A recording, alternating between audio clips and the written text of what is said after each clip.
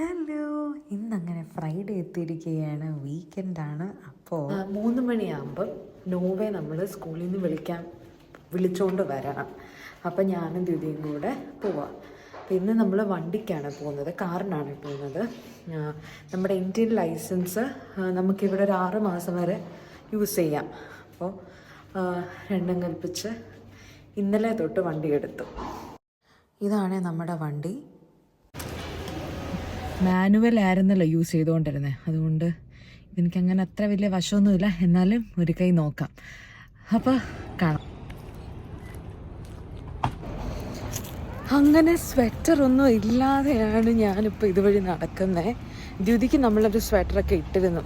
ചെറിയൊരു തണുപ്പുണ്ട് ആക്ച്വലി. അങ്ങനെ ആഫ്റ്റർ സോ ലോങ് സ്വെറ്ററില്ലാതെ നടക്കുക. Happy mother's day. അയ്യോടാ, താങ്ക് യു. അമ്മയാണോ? Okay, very good. When you look in the mirror, I want you to know you are fun and pretty. Oh, thank you, Noah. Happy Mother's Day എന്നൊക്കെ എഴുതി Noah അമ്മയ്ക്ക് തന്നതാ. നല്ലതാണോ ജിജി? ഇത് good ആണോ?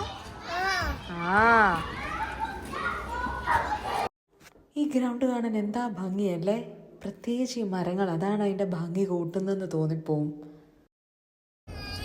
നമ്മളിവിടെ ഇങ്ങനെ ഒരു സ്ഥലത്താണ് പാർക്ക് ചെയ്തിരിക്കുന്നത്. ഇതാ ഇവിടെ ഇന്നലെ തൊട്ടായിരുന്നു ആദ്യമായിട്ട് ഞാൻ വണ്ടി എടുത്ത് തുടങ്ങിയത്.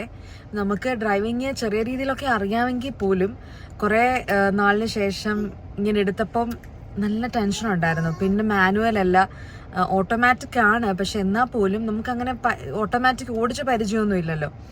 രണ്ടേം കൽപ്പിച്ച് ഇന്നലെ എടുത്തു, വലിയ കുഴപ്പമൊന്നുമില്ല. ഇതിവിടെ എത്തി. പക്ഷെ 3 മണി സമയം ഇവിടെ നല്ല തിരക്കായതുകൊണ്ട് എങ്ങും പാർക്കിങ്ങിനൊന്നും അങ്ങനെ സ്ഥലമൊന്നും കിട്ടിയില്ല. പിന്നെ എവിടോ കിട്ടിയ ഒരിടത്ത് കൊണ്ടങ്ങ് ഇട്ടു. പിന്നെ ഇപ്പം ഇന്ന് നോക്കിയപ്പോഴും ടെൻഷൻ. പക്ഷെ അങ്ങ് പോന്നു. അപ്പം പാർക്കിംഗ് അത്യാവശ്യം ഭേദപ്പെട്ടൊരു സ്ഥലത്ത് കിട്ടി ആക്ച്വലി. അപ്പോൾ എനിക്ക് മനസ്സിലായ ഒരു കാര്യം എന്താണെന്നറിയോ, പേടിയാണേലും അല്ല ടെൻഷനാണേലും നമ്മൾ അങ്ങ് ചെയ്യുക. അത് ചെയ്തു തുടങ്ങുമ്പോൾ അതൊക്കെ അങ്ങ് പരിചയമായി വരും. അപ്പോൾ അങ്ങനെ നല്ലൊരു ഫ്രൈഡേ, നല്ലൊരു വീക്കെൻഡ് എല്ലാവർക്കും ആശംസിക്കുന്നു. അങ്ങനെ ഞാനും നോവയും ദ്യുതിയും തിരിച്ചു പോകാതെ നമ്മുടെ പള്ളി വരുന്നൊരു ചേച്ചിയുടെ മക്കളുമായിരുന്നേ. അത് ഉണ്ടല്ലോ, നമ്മൾ ഒത്തിരി അധികം റൂൾസ് ഫോളോ ചെയ്യാനുണ്ട്. അപ്പം ആ റൂൾസ് അതേപോലെ നമ്മൾ ഫോളോ ചെയ്തില്ലെങ്കിലാണ് നമുക്ക് ഫൈൻ വരുന്നത്. അപ്പം ആ റൂൾസ് നമ്മൾ നല്ലപോലെ കൃത്യമായിട്ട് അറിഞ്ഞിരിക്കണം. സോ അതിങ്ങനെ പഠിച്ചുകൊണ്ടൊക്കെ ഇരിക്കുവാണേ.